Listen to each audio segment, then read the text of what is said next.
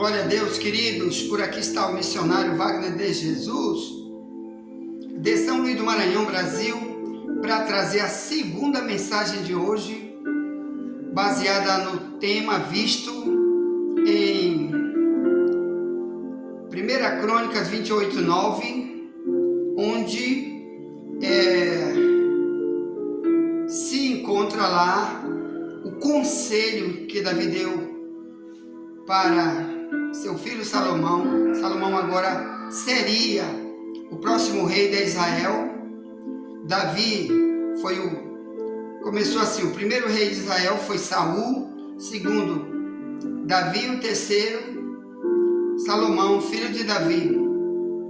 Então Davi agora estava passando o trono por causa da velhice, ele bem velhinho, passando o trono para seu filho Salomão, e ele deu esse conselho para Salomão, dizendo: Salomão, procura conhecer o Deus de teu pai e serve-o com um coração perfeito e com uma alma voluntária. Então, conhecer a Deus, irmãos, é muito bom, porque você vai sair de tanto sofisma que foi pregado por aí, que você acreditou nesses sofismas. O que é um sofisma, irmão? É uma mentira contada muitas vezes como se fosse verdade, e ela passa pela ignorância de quem não investiga, passa a ser uma verdade. A pessoa passa a acreditar na mentira como se fosse verdade. Uma delas é essa aí, dizer ninguém é perfeito. Perfeito é só lá. Se a gente se salvar, vamos ter um corpo novo, um espírito novo, tudo novo, para morar no céu. Vamos ser transformados. É verdade, isso vai acontecer mesmo, mas começa aqui na terra. Então há uma mentira religiosa para esconder certas ações de certos pregadores que estão igual aos fariseus, coando um mosquito engolindo camelo, de Mateus 23, 24, que só Deus sabe o que está dentro deles, que já estudamos muito aqui sobre o pecado de hipocrisia dos fariseus, de Mateus 23, tem vários vídeos aí, nós temos no mínimo 15 vídeos nesse link do YouTube, falando exclusivo sobre o poder que tem a hipocrisia, quer dizer, usar uma máscara diante do homem, mas diante de Deus você é um perdido, ímpio, sujo, porque certas coisas você não quer tirar, está indo para o fogo eterno, como iam os fariseus de Mateus 23, 15. Por isso Jesus teve que vir para avisá-los.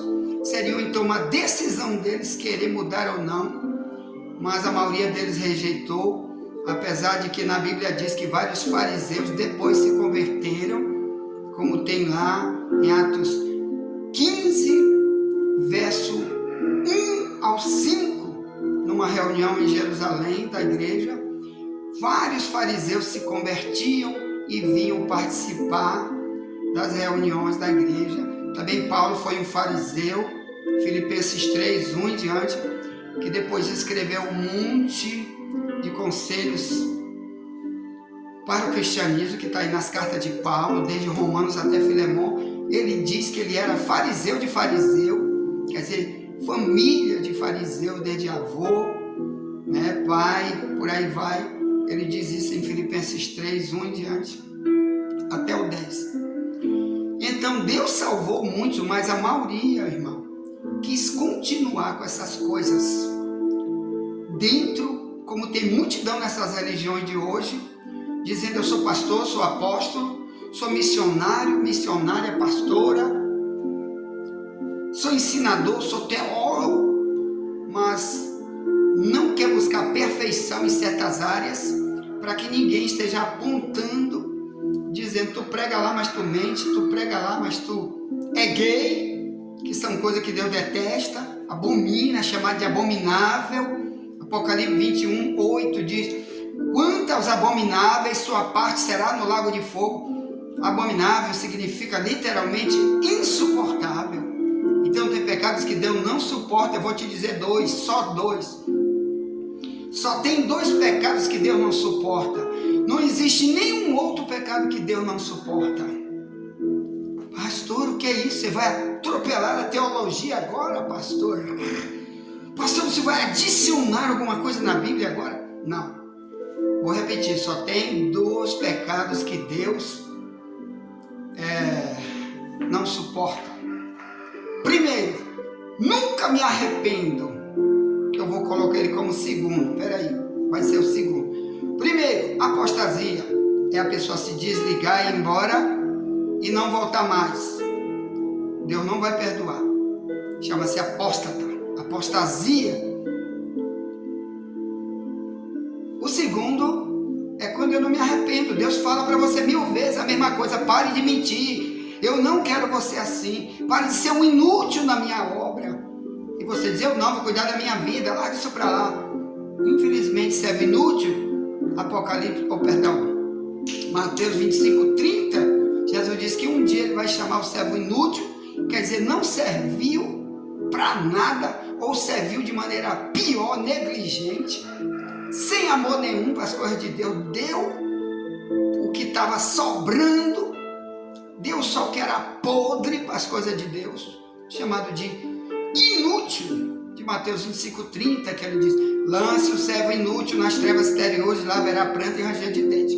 Por isso, meus irmãos, quero falar do motivo da Bíblia toda, em qualquer história de qualquer servo de Deus que viveu verdadeiramente como servo de Deus, como Abraão, como Noé, como Adão antes da queda, Paulo, Jeremias, Moisés, qualquer um outro que está na Bíblia, Deus tece cada elogios a eles, lindos elogios, por causa de duas coisas, coração perfeito e espírito voluntário.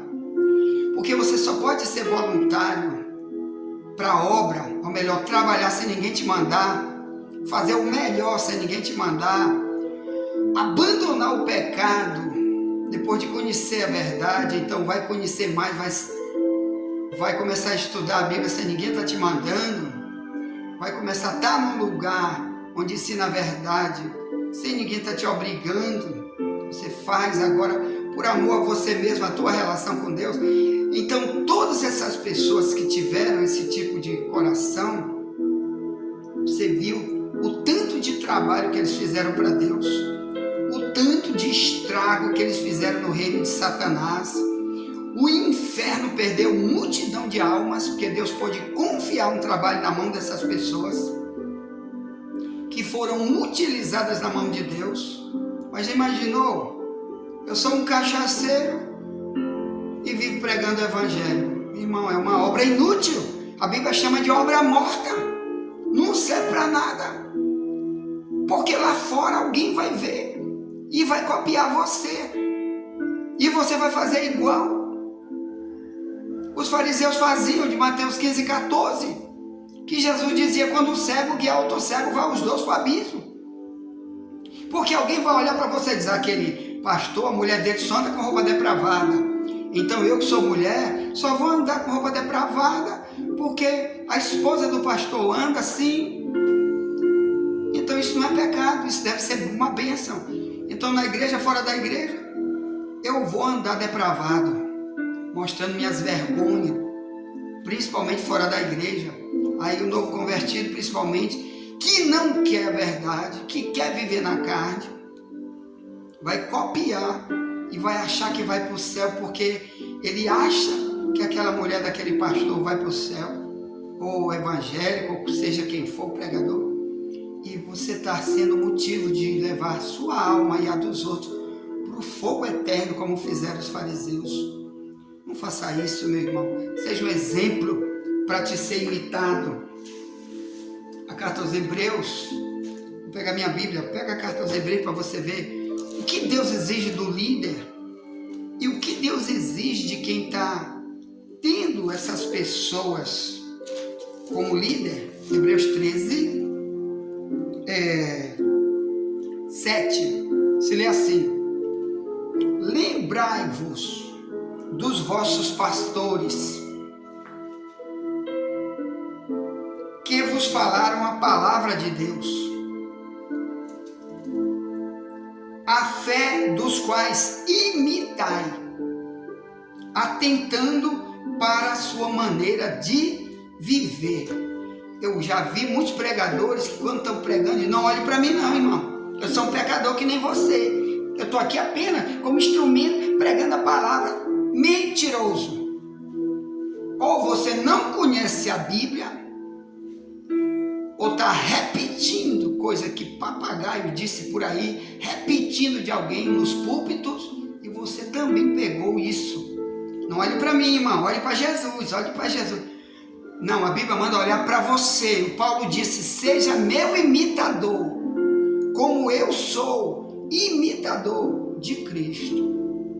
1 Coríntios 11, verso 1. Então, na época bíblica, há 2 meses atrás, a igreja era totalmente diferente da igreja de hoje. A igreja antiga, eles queriam expor o seu comportamento para todo mundo. Porque esse comportamento cristão iria trazer muita gente para o cristianismo, para dizer, olha, eu estava numa religião, nossos deuses, nossos ídolos, nunca nos tiraram da cachaça, nunca nos tiraram do homossexualismo, nunca nos tiraram do ódio, e etc, etc, etc. Nunca mudou a gente de maneira nenhuma, e a gente viveu nessa idolatria desde criança, adorando ídolos, que nunca mudou a gente. O escravo do álcool continua escravo. Mas eu vejo que vocês estão pregando sobre um Deus que muda o homem, que faz ele ser nova criatura, que faz eles nascer de novo, e aconteceu isso em vocês, então eu quero também. É isso aqui que o autor de Hebreus está dizendo. Olhe para os pastores de vocês, imitem eles, olhe para o tipo de fé que eles têm, porque se eles de verdade estão na terra como cristãos, então eles estão aqui na terra para imitar Cristo. Você já viu Cristo algum dia? Ouviu pelo menos falar que ele era um prostituto? Ou era um mentiroso? Ou pregava só para ganhar o dinheiro dos outros, para roubar, para ficar milionário? Como tem multidão aí que vai para as igrejas só para isso, que quer a liderança de igreja só para ter seus helicópteros, suas fazendas, e o povo da igreja cada vez mais pobre. Isso é imitar Cristo, me diga. Que tipo de coração perfeito e espírito voluntário você está vendo nessa pessoa? Que perfeição nessas áreas do egoísmo, da falta de misericórdia, de amor para com o próximo. Ele está se denunciando. Então, cuidado, porque muitos pastores, obreiros e obreiras que estão nos púlpitos, nunca foi Deus que mandou eles estarem aí, porque se fosse Deus, primeiro Deus passava por um treinamento neles, o próprio Deus iria estar ensinando, trabalhando, usando verdadeiros pregadores para dizer isso aí está errado, não faça assim, porque Deus só quer utilizar aquilo lá que Paulo falou sobre o vaso, que já estudamos aqui, 2 Timóteo 2, 19 ao 21. Se alguém se purificar de tudo que eu tenho falado, será vaso de honra, usado para o uso exclusivo do Senhor, usado para toda boa obra. Então, não é todo obreiro ou todo cristão que está por aí dizendo sou cristão, que na visão de Deus está fazendo o trabalho de servo. Ele está servindo como o mundo serve, com um coração igual ao mundo, com egoísmo. Isso não vai dar nenhuma recompensa, meu irmão. Te arrepende, te santifica. Porque você acha que a Bíblia diz sem santidade ninguém verá o Senhor? Hebreus 12, 14. Então te arrepende, muda, desce desse púlpito, vai ficar lá na cadeira, larga de estar pregando aquilo que tu não vive e fica dizendo somos pecadores, somos pecadores. Quando João diz na Bíblia 1 João 1, 6 ao 10, que ele diz, se dissermos que não temos pecado, mentimos. Ele não está dizendo, olha, eu, João, sou um cachaceiro e estou pregando. Eu, João, tenho 5 mulheres e estou pregando porque eu sou um pecador. Eu, João, odeio, me vingo, roubo, porque eu sou um pecador e sou um pregador. Não! É porque, como Paulo diz, o pecado habita em mim. Em Romanos 7:1 em diante, o mal está em mim. Miserável homem que eu sou, ele disse. Romanos 7:24. Quer dizer, dentro de nós tem 2 naturezas. Aquela que trouxemos do passado, antes de sermos cristãos, e essa que Deus está trabalhando em nós para que a gente nunca mais deixe aparecer para ninguém, nem para nós, nem para o diabo, nem para Deus. A pessoa maligna que fomos, isso aí chama-se velho homem, novo homem, que está habitando em nós. Por isso João diz, somos pecadores, porque o pecado está em nós, dentro de nós. Não o pecado em si, mas a fomentação para o pecado, ou melhor, às vezes você vai ter desejo de cometer alguma coisa do teu velho homem. É isso. É só isso que significa. Se dissermos que não temos pecado, mentimos. É isso que João diz, 1 João 1, 6 em diante. Ele diz, mas se confessarmos nosso pecado, ele é fiel e justo para nos perdoar de todo o pecado. Então, inclusive ele diz de perdoar de toda injustiça, na minha tradução mais antiga. Injustiça quer dizer de tudo aquilo da palavra que eu não quero cumprir, porque justiça quer dizer o cumprimento da lei, dos mandamentos, da palavra de Deus. Então ele vai me purificar se eu me arrepender de tudo que a palavra diz que é para mim fazer. Eu fico fugindo, dizendo sou pecador, então eu posso beber cachaça, sou gay, sou fraco para ser gay para sempre. Estou pregando, mas para sempre sou um gay. Como se 1 Coríntios 6,10 diz, homossexual não entra no céu. Como que tu vai continuar isso e dizer, Deus vai me levar para o céu? Não existe isso, irmão. Cristo veio para tirar o pecado. Viu? Porque se fosse para deixar no pecado, ele não precisava vir. Glória a Deus. Eu quero ler contigo como fazer para ter um coração perfeito e espírito voluntário. Então eu quero falar apenas do crente voluntário. Romanos 6. Já estudamos várias vezes sobre a diferença entre quem anda na carne e quem anda no espírito, quem é espiritual, quem é carnal.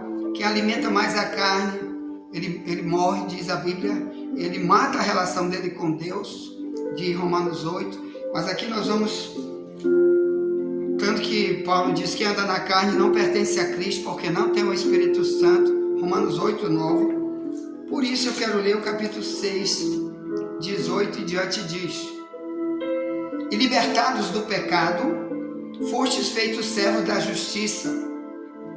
Falo como homem, pela fraqueza da vossa carne, pois que assim como apresentastes os vossos membros para servirem a imundícia e a maldade para a maldade, assim apresentai agora, quer dizer agora, não é ontem, é já, é todo dia, agora, os vossos membros para servir a justiça, para a santificação. Ponto. Então, olha o que é um espírito voluntário, que não é só Salomão nem Davi que ganharam recompensas por ter feito isso na sua relação com Deus e com seu próximo. Voluntário porque assim como era usado eu para o mal antigamente, usando minha mão, minha mente para estar planejando besteira, meus pés para estar andando para fazer o mal por aí, para o carnaval, para sair por aí para dar tiro nos outros, que eu era policial. Quando eu tinha um inimigo, eu atirava mesmo nele, então eu andava atrás dele. Eu estou sabendo que fulano quer me matar, mas eu vou atrás dele. Quer dizer, saía, eu era policial civil no Maranhão,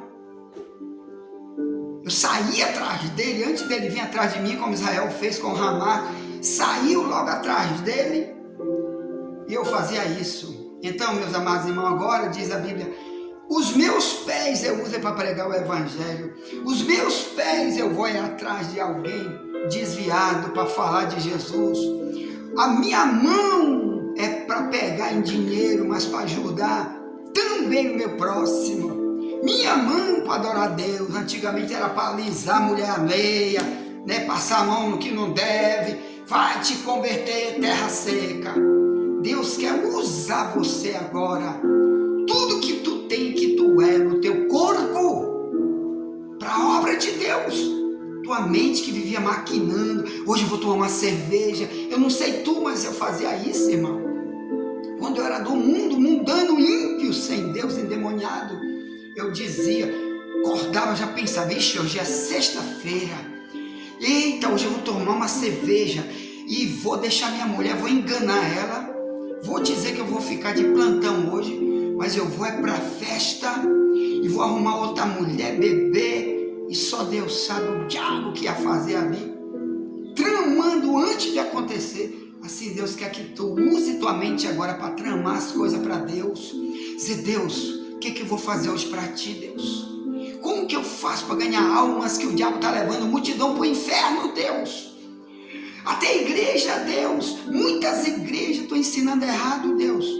O que eu vou fazer para tirar essas pessoas que estão aprendendo errado, Deus? Já sei, vou gastar meu tempo no YouTube, vou gastar meu tempo no WhatsApp, vou gastar tempo estudando a Bíblia para passar para quem quiser ouvir, meu Deus, minhas mensagens. Antigamente eu queria usar minha mente para maquinar, era o mal, agora eu quero maquinar, é para o bem. Amém? Ponto. Tá. Envie essa mensagem para alguém, já voltaremos. Use, meu irmão, agora você, voluntariamente, sem ninguém te mandar. Não deixe ninguém, só tu e Deus. Envolver você na obra, que tem que ser você, tá bom? Agora é tu. Por isso que eu estou aqui sempre, há mais de 3 anos nessa escola bíblica. Ninguém nunca me mandou fazer isso aqui, nunca. Eu digo, você tem que me dar R$ 1 milhão, me dê 300 trilhões de reais, não. Deus sabe que tem dia que a gente não tem nem para viajar de lá para cá, de São Luís para cá. Mas eu não estou aqui por isso. Estou aqui porque a multidão está indo para o inferno, até das igrejas, e poucas igrejas estão ensinando, e é preciso ter alguém voluntariamente para ajudar essas pessoas. Ponto. Tá. Envie essa mensagem para alguém. Já voltaremos para a terceira mensagem de hoje, sobre o coração perfeito e o espírito voluntário. Em nome de Jesus. Amém. Nunca te esquece. Somente a verdade nos liberta.